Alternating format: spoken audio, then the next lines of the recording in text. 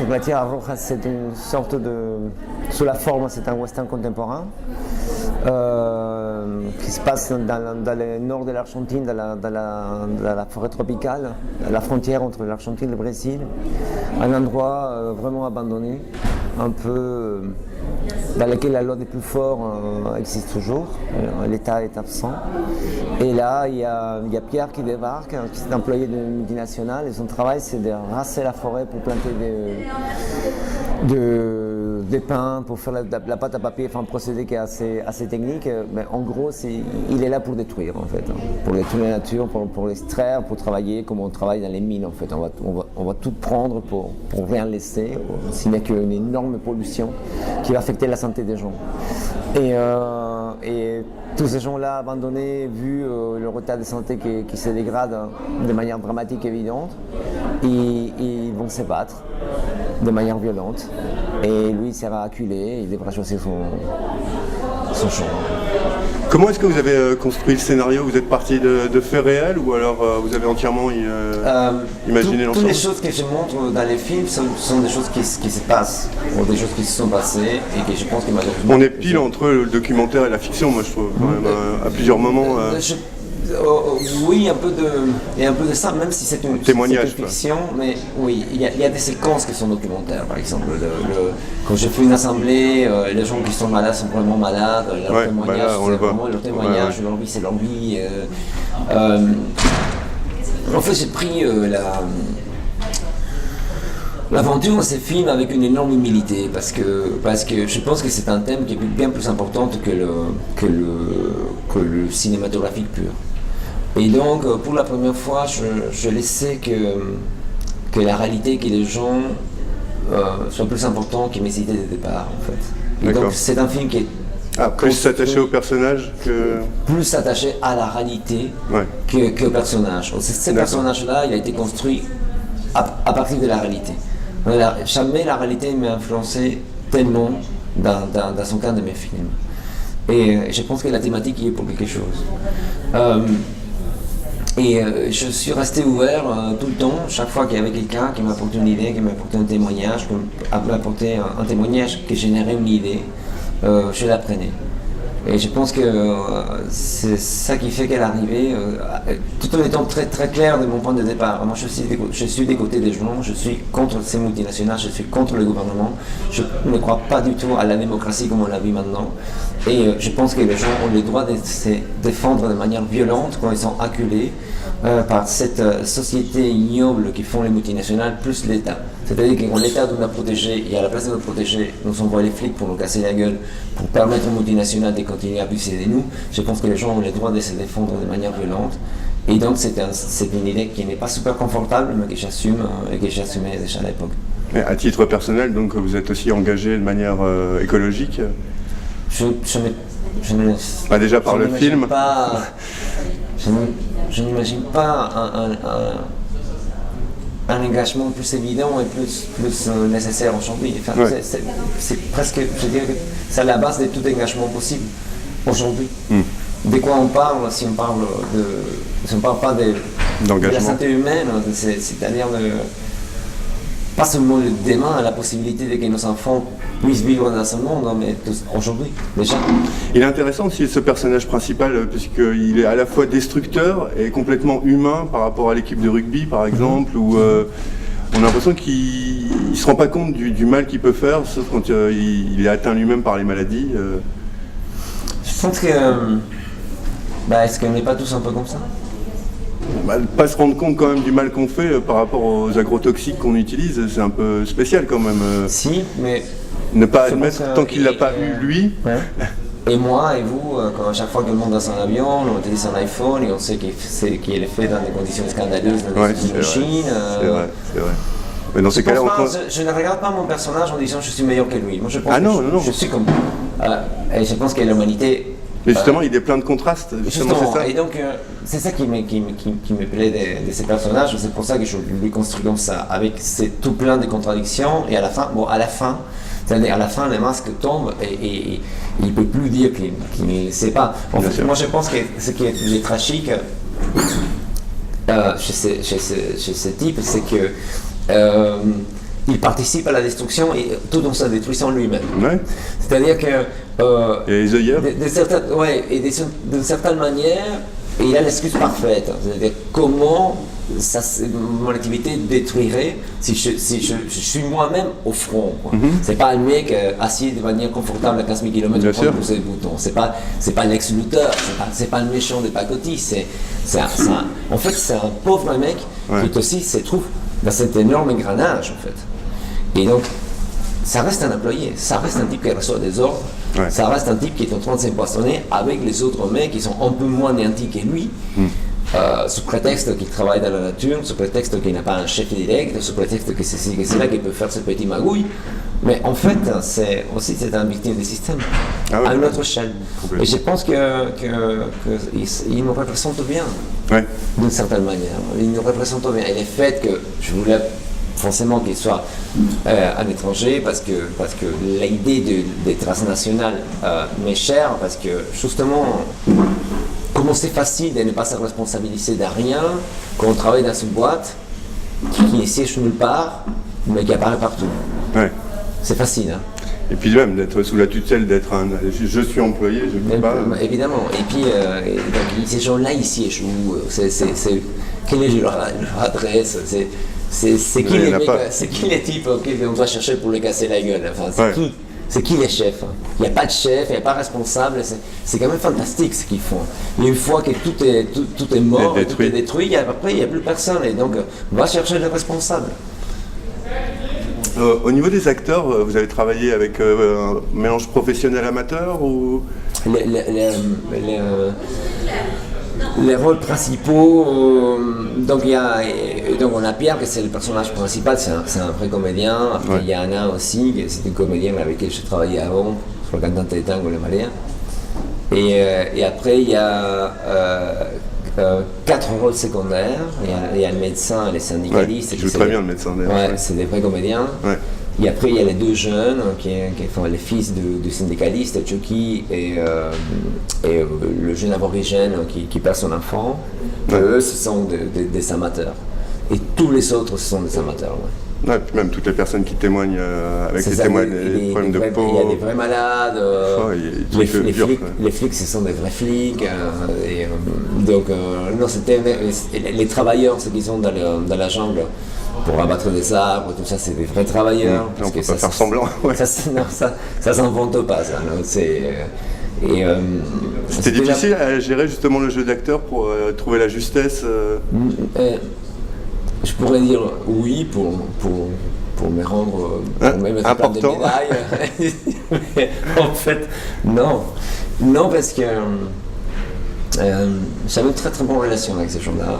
Et qui étaient très méfiants au départ, ils se sont rendus compte que j'étais un type droit et honnête, et que donc, mes rapports avec eux c'était très simple, très honnête, d'une part. D'autre part, ils étaient enchantés de participer à l'aventure, et ils étaient à l'écoute. Donc, il y a un combat quand même, c'est un combat pour eux aussi. Je les dirigeais, donc les diriger, c'était la complexité technique avec des gens comme ça, c'est justement qu'ils restent eux-mêmes. Ouais. Et non, ça allait. D'ailleurs, je pense qu'ils sont très bien dans les films. Je pense qu'ils sont, ils sont vraiment bien, qu'ils ne sont pas faux.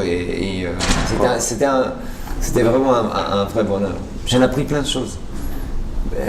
Plein de choses. Mais vraiment plein de choses. Et je me...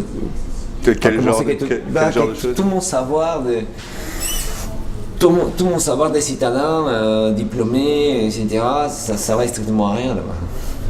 Puis dans la jungle, mieux va connaître un peu la nature et se servir de machettes qu'avoir lu 3 bibliothèques. Parce qu'avec Léon Ferrer, avec ça. Et avec une machette, on peut se sauver la vie, on peut construire. Donc l'humilité, le retour aux sources peut-être. Il faut se trouver avec une machette, on peut se trouver un aliment, on peut se construire une maison, on peut tuer un animal qui vous fait du mal. Ouais, tout ça avec une machette que je ne sais pas utiliser. Ouais. Et donc l'humilité en fait, c'est comprendre qu'on est des animaux et qu'on partage avec les autres animaux une terre, un espace magnifique, qu'on n'a pas le droit de les détruire. On n'a vraiment pas le droit. Être dans la jungle, c'est une expérience quasi mystique en fait. On est transporté dans un espace qu'on ne connaît pas. On ne comprend pas comment il fonctionne. On ne connaît pas les noms de tous ces arbres qui étaient là avant que nous on naisse, et parfois avant que nos parents ne naissent, et qui seront là une fois que nous serons morts. La nuit des temps, ouais. Et avec tous le ces poumon de la oiseaux, planète tous aussi. ces insectes,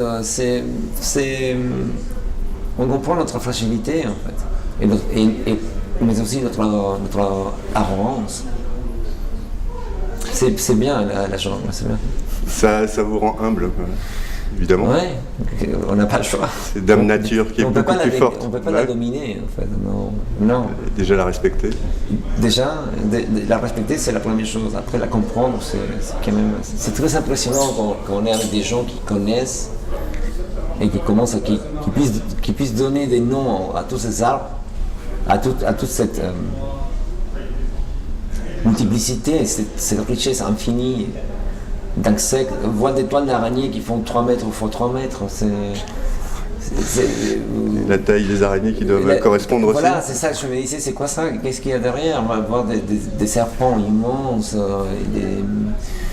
sentir la présence de pumas, enfin c'est magnifique. Se remettre au bon niveau par rapport à la planète. Oui, et comment on ne peut vraiment pas contrôler la nature?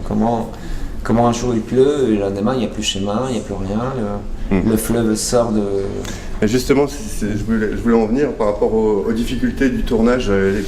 Quelles ont été les principales difficultés que vous avez rencontrées, je pense par rapport aux chemins qui sont complètement boueux d'une journée sur l'autre, donc j'imagine qu'il faut organiser tous les plans de tournage en fonction de ça.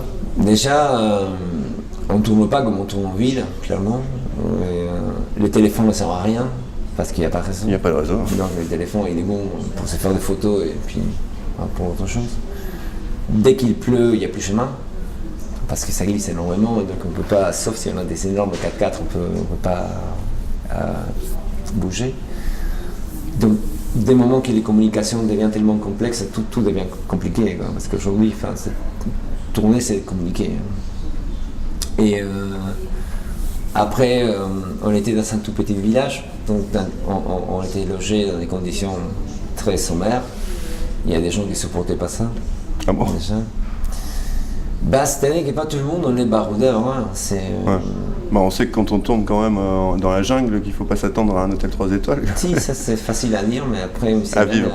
Vivre c'est différent. Ouais. Il y a des gens plus forts que d'autres. Il y a des gens qui tiennent très bien un jour, des autres 3, des autres une semaine, parfois des autres 3 semaines. Et il y a des gens qui ont craqué alors. 7 semaines, il faut le faire. Ouais. Ouais. Il y a eu des malades aussi. Parce qu'il y a plein il y a des bestioles de toutes sortes. Donc, notamment, il y a un qui est très méchant, une sorte de papillon qui quand il pique, en fait, il cherche la moindre blessure, une toute petite blessure de 2 mm, il se pose et au moins d'un second, il dépose de ce bactéries à l'intérieur. Et donc ça se referme et donc il y a plein de vers qui... Ah oui, il pond. Ouais, qui se développe à l'intérieur de la blessure. Et donc il faut aller très, très rapidement, donc on vous entaille, on sort un par un, etc. Et donc ça dépend dans quelle partie du corps ça peut faire de mal. Il y a une fille qui a eu ça près de l'œil, donc elle a dû vraiment partir, elle, en urgence à Buenos Aires, parce qu'elle avait une grosse infection. Un autre a eu aussi la nuque. Moi je me suis ouvert les pieds. Et c'est facile de se blesser dans des tournages, de se blesser grièvement dans des tournages comme ça. Ouais. Et vous aviez du coup une équipe d'urgence qui était prête à intervenir, qui était là Non, rien. On allait à l'hôpital. L'assistance. Non, on allait à l'hôpital, c'est soigné. Moi j'étais blessé tout le tournage. Pendant 7 semaines il a duré, c'est ça le tournage? Ouais, j'étais blessé 7 semaines. Ah oui, vous avez été blessé, mais le tournage a duré combien de temps? 7 semaines. Ouais. Ouais, tous les jours vous aviez quelque chose. Il fallait tenir. Oui. D'accord. Oui. Mais bon, je savais comment ça allait être, mais pas tout le monde a la force pour y tenir jusqu'à la fin. Et là maintenant, vous avez des nouveaux projets? Ouais. C'est pas dans la jungle, donc ça va être un peu simple. Ouais. Vous avez envie d'en parler ou... j'écris sur la... Sans donner trop de détails, j'écris sur la difficulté de rester soi-même dans ce monde qui vous pousse à devenir quelqu'un d'autre. D'accord. L'aliénation par rapport à tous les nouveaux réseaux sociaux, par exemple ou... Non, c'est tout simplement la dignité de vouloir bien faire son travail. D'accord. De ne pas être marchand, même quand le monde vous pousse à devenir commercial. À devenir une imposture, en fait. Ouais. Même par rapport à soi-même, qu'on vend constamment d'ailleurs. L'idée de travail, c'est quelque chose qui m'intéresse énormément, en fait, parce que pendant des années, l'être humain s'est défini par rapport à son travail.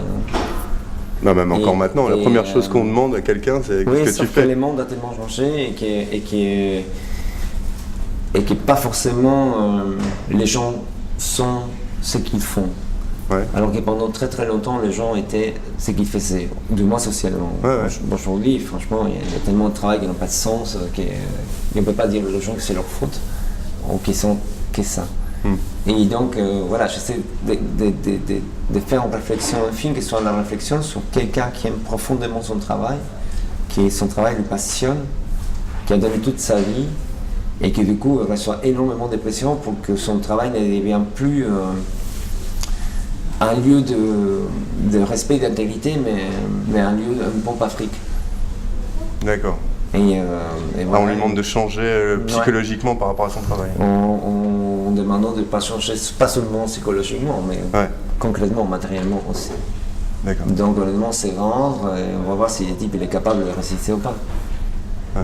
Le monde a changé dans tous les secteurs, le cinéma aussi. Ah ouais, pas tout. Ouais. Nous, par exemple, c'est très intéressant parce que nous, on ne nous demande pas de faire de bons films, on nous demande des choses qu'ils ne devraient pas nous demander. On nous demande de faire des films et qu'en plus, ces films soient commerciaux. Enfin, on nous demande que les films fonctionnent. Moi, je ne vois pas en quoi mon travail, c'est de faire un film qui fonctionne. Bien sûr, c'est vrai. Moi, je fais un film. Après, il y a des gens qui se payent pour faire fonctionner, qui disent qu'ils vont faire fonctionner les films. Après, ils font rien du tout. Mais je veux dire, s'ils fonctionnent, ils disent c'est grâce à moi, etc. Tous les intermédiaires de la chaîne, il y en a des milliers. Ouais, mais il n'y en a plus. Ouais, voilà. Mais alors, mon travail, c'est faire des films, pas autre chose. Pourquoi je devais faire des relations publiques et tout le reste moi, je pense que c'est très dur et qu'il y a plein de collègues à moi qui ont fini pour accepter qu'on était des commerciaux et plus des cinéastes. Et voilà. Et nous aussi, on nous pousse pour que ce soit autre chose. D'être rentable. Oui, et on pourrait essayer, en fait. Je me dis que si je faisais... Enfin, je me pose la question, si je ne faisais pas des films comme ça serait plus simple. Ouais, mais ça serait plus vous, ouais, voilà. Alors pourquoi je ferais des cinémas? Non, je ferais du pain ou autre chose qui ait du sens. Ah ouais, la quête de sens de ce qu'on fait, moi je pense que c'est un des sujets majeurs de ces siècles. Ça sera incontournable. On a besoin de sens. On a besoin tous. Non, c'est que s'il y a la pauvreté, c'est parce qu'on est pauvre. S'il y a la pauvreté, c'est parce qu'il y a des gens qui prennent ce qui leur appartient. Il y a une volonté aussi de maintenir la pauvreté à sa place aussi. Refuser de partager les richesses, par exemple. C'est net aussi. Enfin, ce que je montre dans mon film, c'est que la richesse, elle est incommensurable, mais qui profite de ça? Il n'y a pas un seul dans mon film qui profite de ça. Non. Si, ce qu'on ne voit pas. Voilà, ce qu'on ne voit pas, c'est qu'ils sont dans l'hélicoptère. Ce que vous disiez tout à l'heure, qu'ils n'ont pas d'adresse. Non, il n'y a pas d'adresse, ils n'ont pas de visage. Ouais. Des moments qu'on les connaît, qu'ils ont des visages, ce sont les employés et les bouffons de quelqu'un. Ça c'est clair. Et nos politiciens aussi. Bien sûr. C'est pour ça que... Justement, il y a un autre film qui en parlait, là, Un paradis pour tous, c'était exactement ça. C'était que la plupart des gens paient des impôts alors que les grosses sociétés n'en paient pas et qu'il n'y a aucun gouvernement qui font en sorte que ça change. Il énumérait le nombre de paradis fiscaux, mais c'est hallucinant. Si jamais il y avait vraiment une volonté de changer, on arrêterait tout ça. Là, c'est bien les gouvernements qui laissent tous ces paradis fiscaux en place. Et donc il y a... Enfin, qui les créent même. Oui, bien sûr. Et les multinationales qui pourraient renflouer le pays via les impôts ne le font pas. Bah, de toute façon, je pense qu'on ne peut plus se voiler la face et on comprend que nous sommes politiques, ils travaillent pour eux, pas pour nous. Ouais. Et c'est même plus une discussion ni philosophique ni politique, c'est une histoire concrète du bilan. Il faut voir quand votre président partira, quel est le bilan de ce bonhomme. Ouais. Et pour qui il a travaillé. Où va l'argent, quoi? À qui profite-t-il? Quand la nouvelle loi de travail passera chez vous et la nouvelle loi de travail en Belgique passera, on aura bien compris les cynismes de ces gens.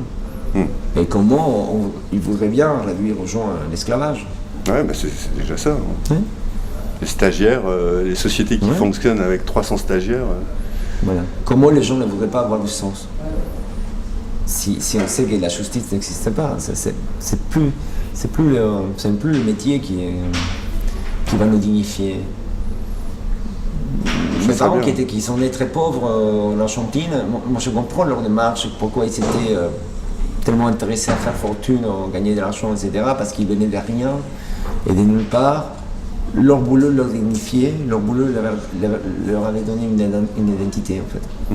Et des moyens matériaux pour sortir de la pauvreté. C'était très intéressant. Mais nous, on n'est plus là. Et donc le paradigme, c'est que on sait que les gens qui nous élus ne travaillent pas pour nous, on sait pour qui ils travaillent, on sait où ils voient l'argent. Et de toute façon, ça ne nous intéresse pas. Nous, ce qu'on veut, c'est autre chose. Parce qu'on se rend compte que la croissance indéfinie et tout le reste, c'est fini dans la destruction. On est en train de se détruire. Donc à un moment donné, il faut arrêter, il faut trouver du sens dans notre vie, dans cet essor. Merci beaucoup. Merci à vous.